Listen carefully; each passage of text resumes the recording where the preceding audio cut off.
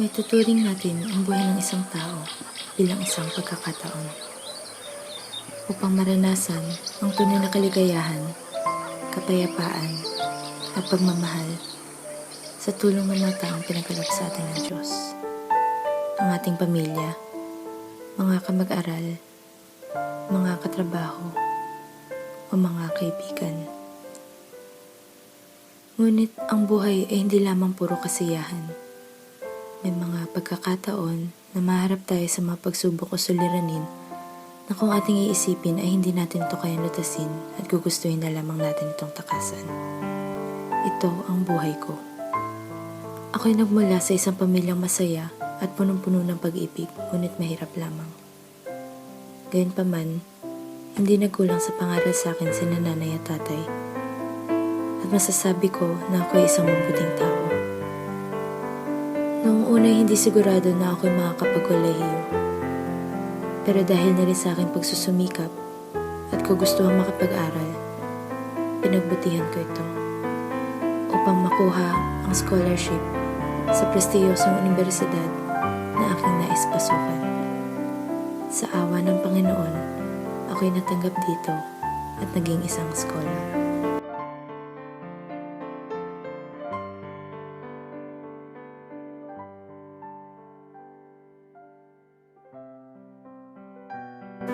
Pero bakit ganun?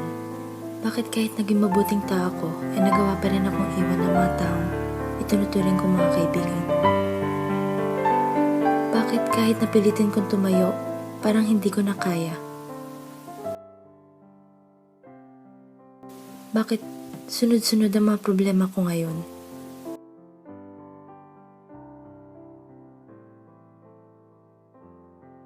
Bakit hindi ko maramdaman ng Diyos sa panahong kailangan ko siya?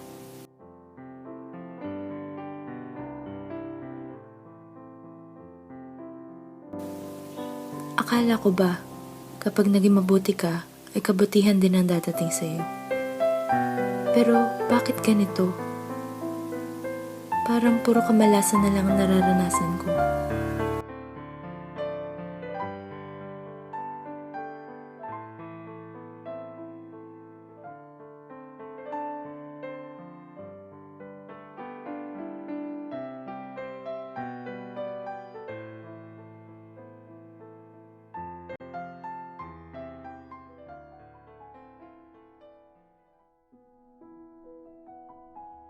Bakit kahit pinagsisikapan ko namang mag-aral,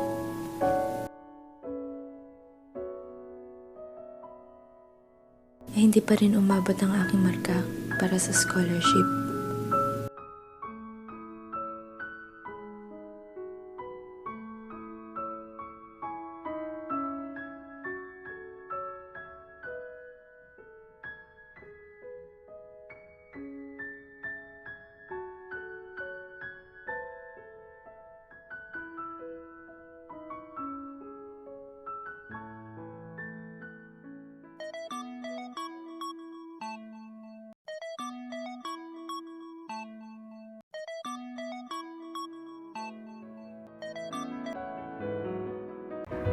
Hello anak, kumusta ka na dyan?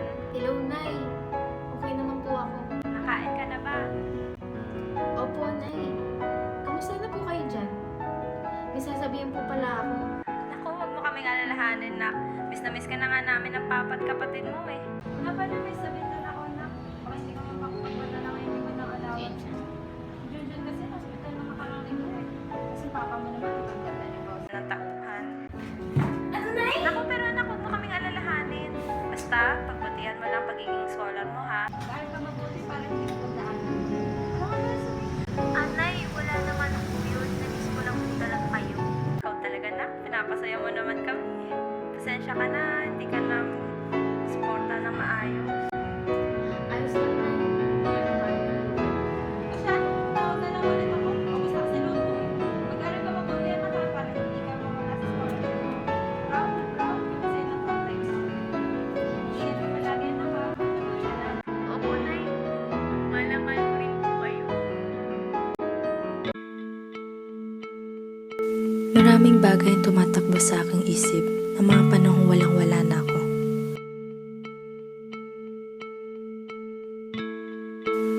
Wala akong makausap. Wala akong malapitan. At tanging ang sarili ko lamang ang aking mapagkakatiwalaan.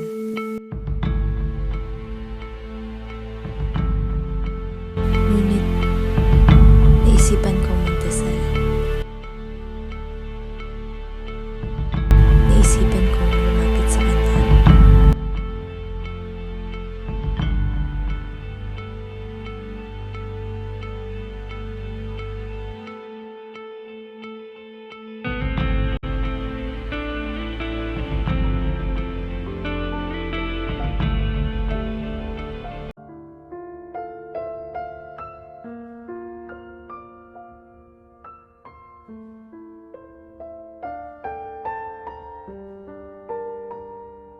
Panginoon, maraming salamat sa magdamag na pagbabantay sa akin at sa aking mga mahal sa buhay.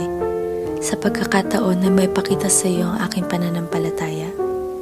Ama, sa pagdaan ng mga araw, unti-unti kong nauunawaan ang mga dahilan kung bakit mo ko nilikha.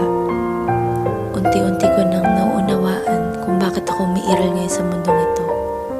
Maraming salamat po sa laging pagpapaalala sa akin na ako'y naririto upang maglingkod at sumamba sa iyo.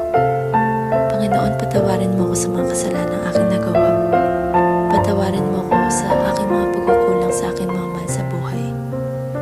Nais kong sundin ang iyong kalooban at nakahanda akong subukan na magampanan ang mga tungkuling iyong iaatang sa akin. Bigyan mo ako ng sapat na lakas upang may tama ang mga masasamang gawain at tahakin ang tamang daan na dapat kong lakaran.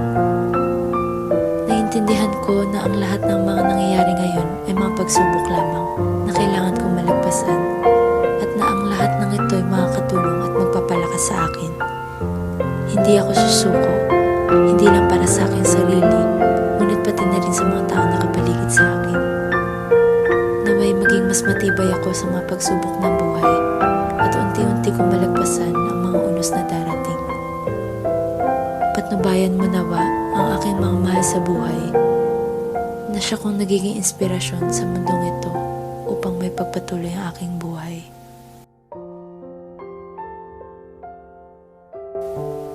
Amen.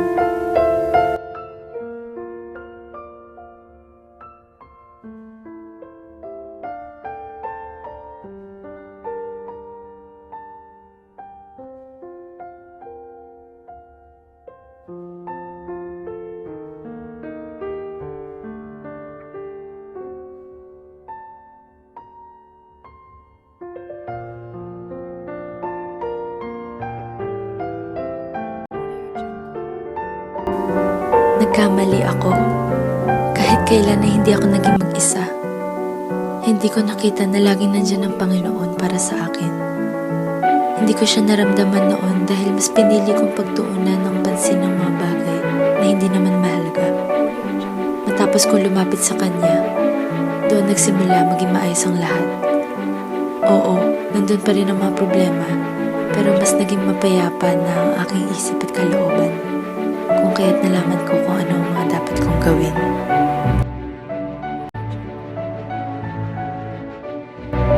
Ang mga problema ang ating kinakaharap ay mga pagsubok lamang. Huwag nating hayaan na ito'y maging dahilan upang mapalayo tayo sa may kapal. Ang mga ito'y paraan lamang niya upang tayo mas maging matatag at upang ating makayanan ang iba pang mga hamon ng buhay. Walang problema ang walang solusyon. Minsan ay kailangan lang nating imulat ang ating mga mata at buksan ang ating mga puso upang makita ang sagot sa lahat ng mga tanong. Huwag na huwag tayong susuko. Kumapit lamang tayo sa Kanya dahil habang tayo nabubuhay ay hindi nawawala.